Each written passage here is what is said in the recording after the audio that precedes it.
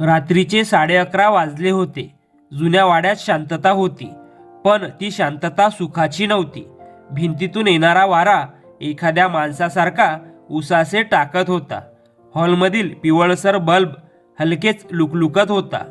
त्या घरात सगळे एकत्र राहत होते. आजोबा रघुनाथराव, मोठा मुलगा महेश आणि त्याची बायको माधुरी, लहान मुलगा नितीन आणि त्याची बायको कविता, आणि सगळ्यांच्या नजरेआड राहणारी कामवाली सुलोचना. सुलोचना रोजसारखी भांडी घासत होती, पण आज तिचे हात थरथरत होते, कारण तिला माहीत होतं आज काहीतरी बदलणार आहे. आजोबांचा आवाज अचानक हॉलमध्ये घुमला. उद्या सकाळी सगळे हॉलमध्ये जमायचं. माझा निर्णय सांगायचा आहे. क्षणभर सगळे गप्प झाले. महेशने नजर खाली घातली. माधुरीने त्याच्याकडे पाहिलं, पण काहीच विचारलं नाही. नितीन अस्वस्थ झाला. कविताने ओठ चावले आणि सुलोचना ती पहिल्यांदाच मनात हसली. रात्री सगळे आपापल्या खोलीत गेले. दिवे बंद झाले, पण सुलोचना झोपली नाही. ती हळूच जिना चढून वर गेली. आजोबांच्या खोलीसमोर थांबली. दार अर्धवट उघडं होतं. आत आजोबा जुन्या कागदांकडे पाहत बसले होते. यावेळी काय काम आहे? आजोबांचा थकलेला आवाज. मला आज सत्य सांगायचं आहे, सुलोचना म्हणाली. आजोबा ताड बसले. बोल. सुलोचनाने डोळे मिटले. मी या घरात फक्त कामवाली नाही, मी या घराच्या एका चुकीची आठवण आहे. आजोबांच्या हातातली काठी खाली पडली. काय म्हणतेस तू? तुमच्या मोठ्या मुलाची मी चूक आहे. क्षणभर खोलीत मृत शांतता पसरली. 15 वर्षापूर्वी सुलोचना बोलू लागली. मी इथे नोकरीला आले. गरीब होते, घाबरलेले होते, आणि तुमच्या मुलाने माझा विश्वास तोडला. आजोबांचे डोळे भरून आले. मी गप्प राहिले. सुलोचना म्हणाली, कारण तुमचं घर मोडू नये असं वाटत होतं. आजोबा हळूच म्हणाले, उद्या सकाळी हे सत्य सगळ्यांसमोर येईल. सकाळ झाली. हॉलमध्ये सगळे बसले होते. हवा जड झाली होती. आजोबा उभे राहिले. घर कोणाच्या नावावर करायचं ते सांगायचं होतं, पण आधी सत्य. सुलोचना पुढे आली आणि तिने सगळं सांगितलं. माधुरी जोरात ओरडली, खोटं आहे. महेश काहीच बोलला नाही. त्याचं मौनच सगळं सांगत होतं. नितीन खाली पाहत राहिला. कविता रडू लागली. आजोबा ठामपणे म्हणाले, हा अन्याय मी झाकून ठेवणार नाही. त्या दिवशी निर्णय झाला. घर महेशच्या नावावर जाणार नव्हतं. महेश रागाने घर सोडून गेला. काही दिवस घरात तणाव होता. माधुरी आजारी पडली. त्या दिवसात सुलोचनानेच तिची काळजी घेतली. एक दिवस माधुरीने विचारलं, तू माझ्याशी असं का वागतेस? सुलोचना शांतपणे म्हणाली, कारण अन्याय करणं आणि अन्याय सहन करणं वेगळं असतं. त्या उत्तराने माधुरी बदलली. काही दिवसांनी महेश परत आला. सोबत एक वकील. या घरावर माझा हक्क आहे, महेश म्हणाला. आजोबांनी कागद पाहिले. खोटे कागद होते. तू कायदेशीर लढाई करतोयस? आजोबांनी विचारलं. हो, महेश म्हणाला. तुम्ही मला घराबाहेर काढलं. त्याच रात्री आजोबांची तब्येत बिघडली. सुलोचना त्यांच्या जवळ बसली होती. माझ्यानंतर हा लढा तू लढशील, आजोबा म्हणाले. मी? सुलोचना घाबरली.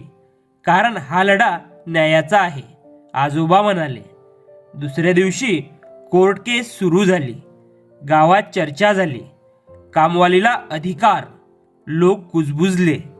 माधुरी पहिल्यांदाच सुलोचनाच्या बाजूने उभी राहिली. तिने मला आधार दिला. ती म्हणाली, नितीनने कोर्टात साक्ष दिली.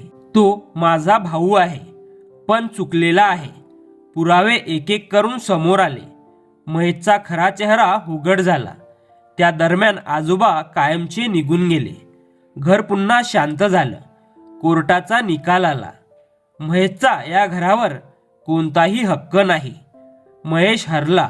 न्यायाधीश पुढे म्हणाले, सुलोचना मालकीन नाही, पण या घरात सन्मानाने राहण्याचा तिला अधिकार आहे. सुलोचनाच्या डोळ्यात पाणी आलं.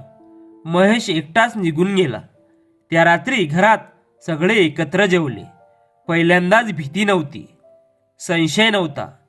देवघरात दिवा लावताना सुलोचनाने आजोबांचा फोटो पाहिला. मनात म्हणाली, घर वाचलं नाही, पण न्याय वाचला आणि त्या वाड्यात खरं कुटुंब उभं राहिलं. महेश घरातून निघून गेल्यानंतर काही दिवसांनी त्या वाड्यात वेगळीच शांतता नांदू लागली. ही शांतता भीतीची नव्हती, ती स्वीकाराची होती. सकाळी सुलोचना लवकर उठून अंगण झाडत होती. सूर्यकिरण पहिल्यांदाच त्या वाड्यावर मोकळेपणाने पडत होते. कविता चहा घेऊन बाहेर आली. आता तू असं काम करू नकोस, ती हळूच म्हणाली. सुलोचना क्षणभर थांबली. सवय आहे, ती हसत म्हणाली. नितीन जवळ आला. सवय बदलायलाही वेळ लागतो, तो म्हणाला. त्या दिवशी पहिल्यांदाच सुलोचना आणि घरातले लोक एकाच पंक्तीत बसले. कोणालाही अडचण वाटली नाही, कोणालाही अपराधी वाटलं नाही. माधुरी थोडी उशिरा आली. तिने सुलोचनाकडे पाहिलं आणि हात जोडले. मी जे बोलले, जे वागले त्याबद्दल माफ कर. सुलोचनाने तिचा हात धरला.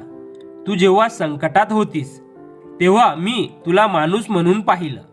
आज तूही मला तसंच पाहतेस, इतकंच पुरेसं आहे. त्या क्षणी माधुरी रडली. पहिल्यांदाच मन हलकं झालं. काही आठवड्यांनी महेशचा निरोप आला. तो परत येणार नव्हता. कुठे आहे, कसा आहे, कोणालाच माहीत नव्हतं. आजोबांच्या खोलीतली कपाटं उघडली गेली. जुनी कागदपत्र, फोटो आणि एक पत्र सापडलं, पण सुलोचनाच्या नावाचं होतं. नितीनने ते उघडलं आणि वाचायला सुरुवात केली. सुलोचना, मी जे करू शकलो नाही ते तू केलंस. तू सत्यासाठी उभी राहिलीस. या घराला मालकीन नको होती, कणा हवा होता आणि तो तू आहेस. सुलोचनाचे हात थरथरले. डोळ्यात पाणी आलं, पण चेहऱ्यावर समाधान होतं. त्या दिवशी घराच्या देवघरात आजोबांचा फोटो फुलांनी सजवला गेला. सुलोचनाने दिवा लावला. आज मी इथे उभी आहे ते तुमच्यामुळेच. ती हळूच पुटपुटली. कविता जवळ उभी होती. आता पुढे काय करणार, तिने विचारलं. सुलोचना विचारात पडली. इतरांसाठी उभं राहणार, ती म्हणाली. काही महिन्यात त्या वाड्यात महिलांसाठी छोटं प्रशिक्षण केंद्र सुरू झालं.